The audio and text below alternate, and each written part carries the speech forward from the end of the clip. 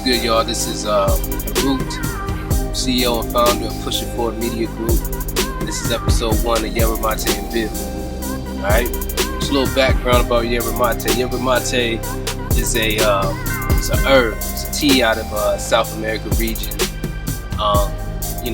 Has caffeine in it. It's it's a energetic herb. It helps stimulate the nervous system. And a lot of ancient cultures in Africa, South America, a lot of different indigenous cultures would consume these different types of stimulants, yerba mate, coffee, cola nuts. They would sit down, they'd chew the cola nuts, drink the tea and stuff like that, and sit down with their council, with other brothers and sisters and stuff like that, and then build. Because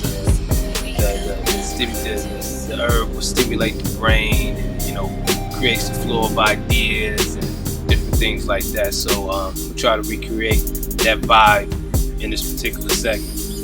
So what we're gonna talk about today is All Eyes on Me, the Tupac. First thoughts, I thought it was a pretty good movie.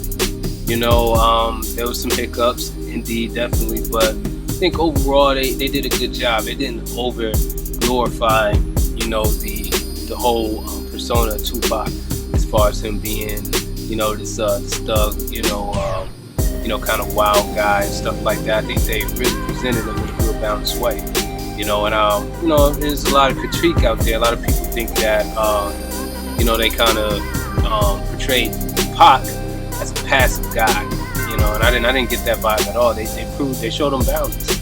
A lot of people can't look past the records and say, hey, this person is not exactly the person that he is on the record set. He does, have different aspects. He does engage in different, ways of functioning, and I think the movie did a pretty good job of that. My favorite part about my favorite thing about the movie was the fact that they really went into his background. Kind of put Tupac's life in the context of him being a child that grew up in a Black Panther household. His mom, Afeni Shakur, part of Panther 21. She was pregnant with Tupac while she was in jail. Tulu Shakur was a stepfather. So this is his background, and they pretty much showed how a kid who grows up in, a household with an upbringing that's very different than traditional Western household, as far as just in philosophy and theory. So you see Tupac kind of have this dual thing going on in his life, and not necessarily knowing how to go about in life without without violating either side, because he grew up in poverty, because of the revolutionary stance that his mother took and stuff like that. They made them pay, and then a lot of the Black Panther Black Panther movement got shot down due to drugs and different things like that was counterproductive to the movement. And you saw this element in the Tupac movie, and how it affects the kids, So, I like the way how, they show how Tupac was, not innocent, but had this innocence about him. He really wanted to do the right thing. He really wanted to make change in the world, but he really didn't have the guidance there to show him how to do it. He didn't have the right recipe. He didn't have those tools to do what he really wanted to do. And you see him kind of wing his way through life, and without having the good foundation, the business skills, different things like that, those type of figures in his life, you saw him make a lot of different mistakes because of it. You saw how Tupac may have died without being wealthy, as far as financial, money wise and stuff like that, because he'd get into trouble, he'd do something sporadic, and find himself in a bind and have to, do a deal that maybe that's not so ideal for him and stuff like that, and put him in a deeper hole. And you see this constant cycle of that, and really ultimately what the movie ended up being is a cautionary tale, for young brothers out there, especially brothers who grow up or who are, a part of, the conscious community cultural community, or just to just grow up in a household that with strong values and stuff like that, to where the outer world is very counter to that. It's a lot of things out there that's going to try to throw you astray, and you got to stay the course. And the Tupac movie kind of showed what kind of what can happen to you when you're going against the path that that you're supposed to be walking. It's not about being perfect right now at the time, but you got to be on the right path. And we saw how Tupac, he take a step outside of what he's supposed to do. He get hit with a rape case. He take a step outside of that, he get shot. All these different things, all these things that he experienced, he endured for not staying true to the course. And I think the movie did a good job of pointing that out, showing that, hey, life has consequences. For every action there's a reaction. The things that you do will cost you. And Tupac is an excellent example of that. But let me get to some specifics as far as highlights. My favorite part of the movie is a subtle scene. Just when Tupac was wanting to drop Brenda's Happy Baby, and Interscope Records was giving him a hard time about it, saying that it wasn't a radio record, it was depressing and stuff like that. I really liked the way how they portrayed Tupac and how he stood his ground, and really stayed true to what he wanted to do. And it was just like I just liked the whole vibe of the scene. It was a good scene. That's one of my favorite songs by Tupac, because it's it highlights something that goes on in life and in the black community. It's a lot of sexual abuse, different things like that a lot of women endure, and he really touched on that. And it's still an issue that people don't really want to talk about that much. So I like that scene. Like I said, I like a lot of the early scenes, a lot of scenes where they were, when he was a small kid, and just seeing that situation. I appreciate that, because I really didn't. I heard about it, I read about it, I knew about his connections, but the movie, if everything is correct in that way, they kind of help put in context, Tupac's relation to the Black Panthers and different things like that.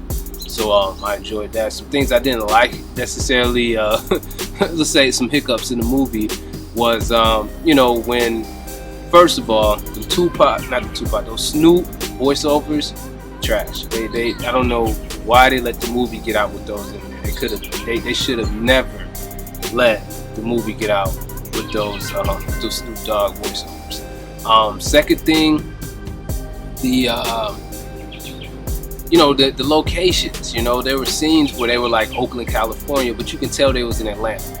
And it didn't do a good job of blurring out the name of the streets, or different things like that. These are just little hiccups I saw in the movie that kind of took away from the experience a little bit. So if I was going to rate the movie, let's say a 1 out of 10 or something like that, I'll probably give it about a 7.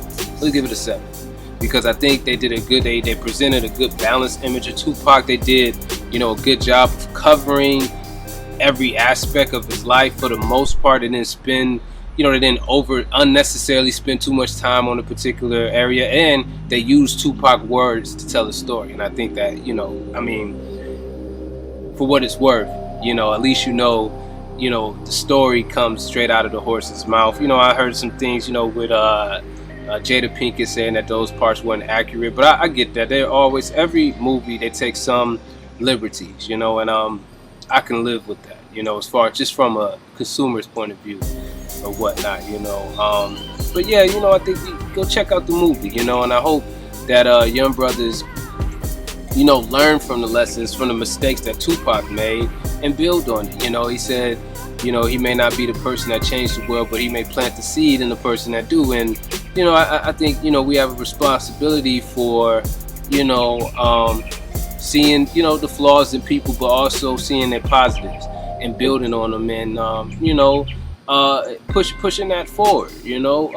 Tupac, he wanted black people to be uplifted, and whether he did the right thing, he went about his life the right way, is that's another story. But at least we could see what he wanted to do and try to apply some of the positive attributes of Tupac's message and Tupac's life to our own, and be great artists and be great creators, be great in the things that we do, you know what I'm saying, to help uplift our community, stuff like that. So I have nothing else to say about the movie. It was good. Y'all should go check it out.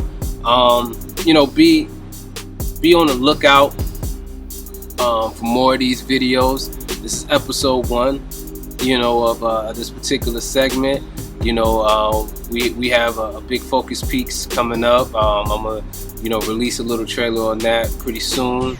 The website will be up soon, pushitforward.com, pushitfwd.com. It's under construction, but it'll be up real soon. You can follow us on Instagram at pushitforward. That's pushitfwd. That's on Instagram. On Twitter, you can get us at pushitforward media, pushitfwd media.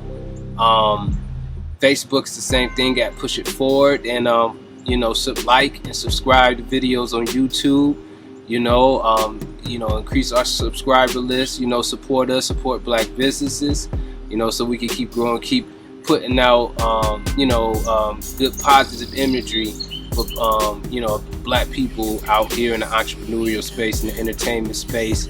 In different industries. All pushing our culture forward, showing improvement, being examples of what type of things that we all should be kind of doing in our lives in some way or whatnot. So again, I'm Harut, and see you next time. Keep pushing it forward, stay positive, keep grinding, keep your mind right, keep your spirit tight, keep your spirit together, and just keep moving forward, keep hustling. All right, peace.